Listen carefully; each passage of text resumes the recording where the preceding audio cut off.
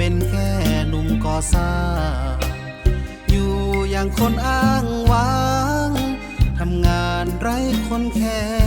ใจปัญหาว่าหนักแต่รักมันกลัดอกในมองไม่เห็นมีใครมาทำให้หัวใจช้ำชื่นด้วยเสเพลเกเรมาก่อนนี้ทุนทรัพย์ไม่มีทุนรักนี้ก็เลยไม่ฟื้นแค่คนก่อสร้างไม่หาก่อทางรักคืนหากมีใครหยิบยื่นจะตอบคืนไปด้วยหัวใจเก็บรักไว้ให้ใครคนหนึ่งสักวันโอกาสมาถึงจึงขอให้เห็นใจที่พร้อมทุกอย่างขอน้องนางอย่าเพิ่งใจร้ายมอบให้ทั้งใจกายสุดท้ายคือเธอเท่านั้นลำบากยากเข็นขอเป็นแค่คนรู้ใจ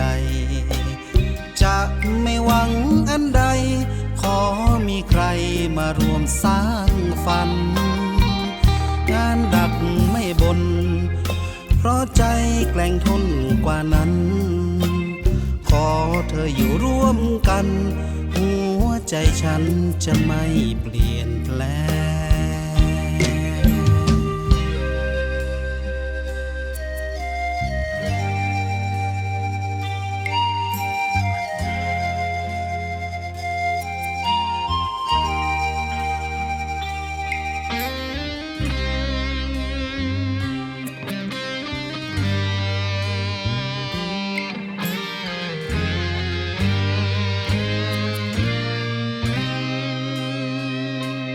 ด้วยเสเพลเกเรมาก่อนนี้ทุนทรัพย์ไม่มีทุนรักนี้ก็เลยไม่ฟื้นแค่คนก่อสร้างไม่หาก่อทางรักคืนหากมีใครหยิบยื่นจะตอบคืนไปด้วยหัวใจรักไว้ให้ใครคนหนึ่งสักวันโอกาสมาถึงจึงขอให้เห็นใจที่พร้อมทุกอย่างขอน้องนางอย่าเพิ่งใจร้าย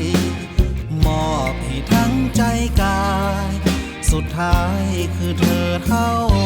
นั้นลำบากยากเข็นขอเป็นแค่คนรู้ใจจะไม่หวังอันใดขอมีใคร